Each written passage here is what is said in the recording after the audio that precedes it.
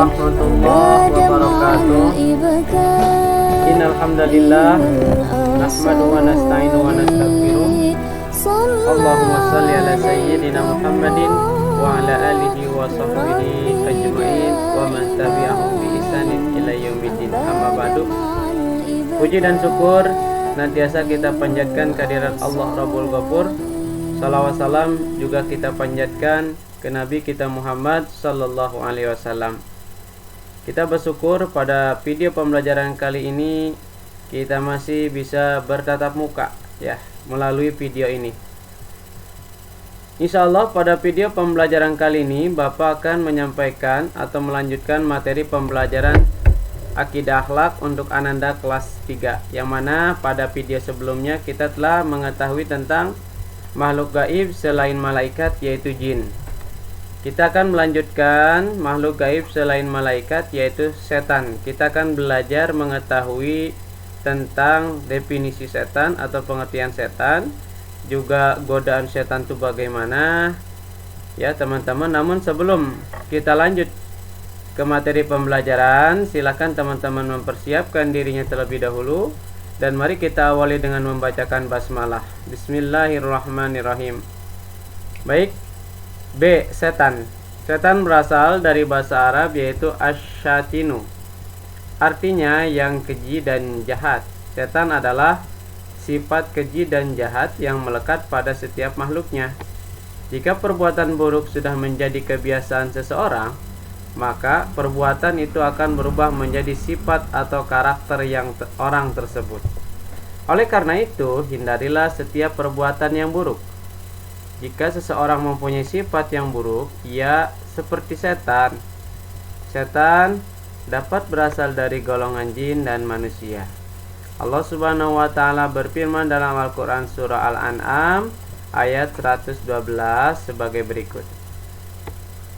Wa kadzalika ja'alna likulli nabiyyin aduwwa syayatinal insi wal jinni yuhi ba'duhum ila ba'd yukhrufal qawli gurura walau sya'a rabbuka ma fa'aluhu fazarhum wa ma yaftarun, yang artinya, dan demikianlah untuk setiap nabi kami menjadikan musuh yang terdiri dari setan-setan manusia dan jin. Sebagian mereka membisikkan kepada sebagian yang lain perkataan yang indah sebagai pujian, dan kalau Tuhanmu menghendaki niscaya mereka tidak akan melakukannya, maka biarkanlah mereka bersama apa atau bersama kebohongan yang mereka dadakan. Pemimpin setan adalah iblis. Nah, yang disebut pemimpin setan iblis, yang menjadi nenek moyang mereka. Iblis secara terang-terangan menentang perintah Allah Subhanahu wa taala untuk bersujud kepada Adam.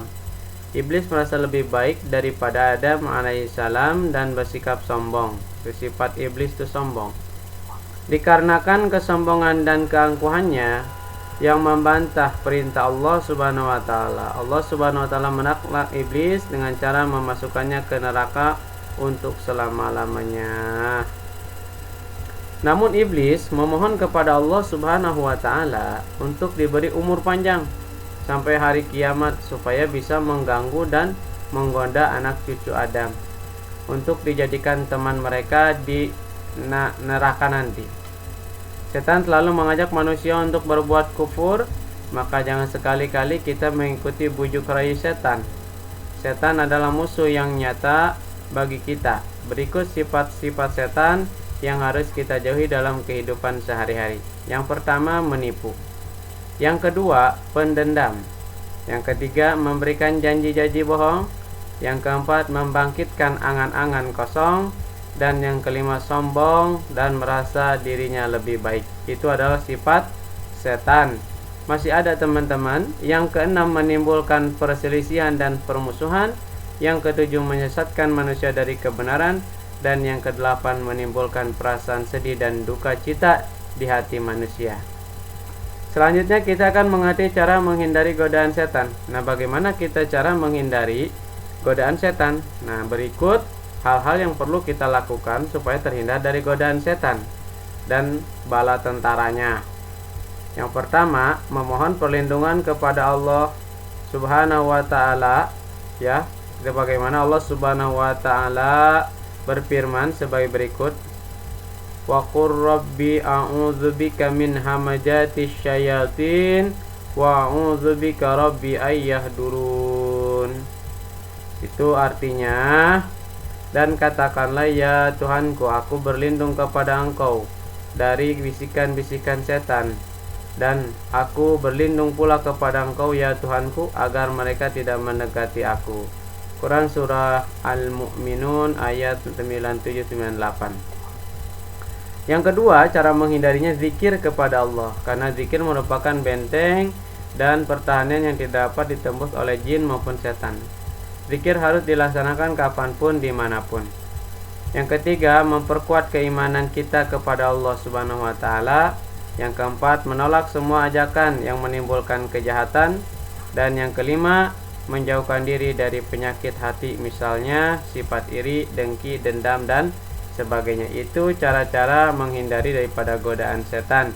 Selanjutnya yang keenam, memohon perlindungan dari kejahatan jin dan manusia. Anas radhiyallahu an berkata, Nabi Muhammad SAW bersabda, apabila seorang hamba berbaring di atas tempat tidur dan membaca basmalah dan al-fatihah, maka ia aman dari kejahatan jin, manusia, dan segala sesuatu. Harus hadis riwayat Al-Bazzar, Abu Zar kali ya. Ada beberapa hikmah yang dapat kita ambil jika kita percaya kepada jin dan setan. Antara lain, 1. Menambah kepercayaan terhadap keesaan Allah Subhanahu wa taala. Yang kedua, lebih hati-hati dalam berperilaku. Yang ketiga, memperkuat keimanan supaya tidak mudah tergoda bujuk rayu setan. Yang keempat, kita memperbanyak doa dan memohon perlindungan kepada Allah Subhanahu wa taala. Itu diantara hikmahnya kita beriman kepada makhluk gaib selain malaikat, yaitu jin dan setan. Selanjutnya kita ke rangkuman, teman-teman. Rangkumannya, yang pertama, jin dan setan termasuk makhluk gaib yang diciptakan oleh Allah Subhanahu wa taala. 2. Jin dan setan diciptakan dari api yang sangat panas. Yang ketiga, jin ada yang kafir, ada juga yang beriman kepada Allah Subhanahu wa taala. Jin yang kafir disebut setan. Yang keempat, setan adalah musuh yang nyata bagi manusia sampai kapanpun.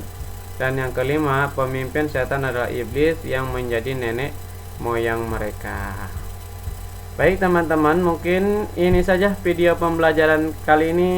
Mudah-mudahan ada manfaatnya. Silakan teman-teman baca bukunya, pelajari ya, baca kembali dan pelajari. Untuk hari ini tidak ada tugas. Teman-teman cukup menyimak video dan belajar serta membaca bukunya di rumah. Kurang lebihnya Bapak mohon maaf apabila banyak kesalahan, kealpaan, dan kehilapan. Wabillahi taufiq wal hidayah. Wassalamualaikum warahmatullahi wabarakatuh.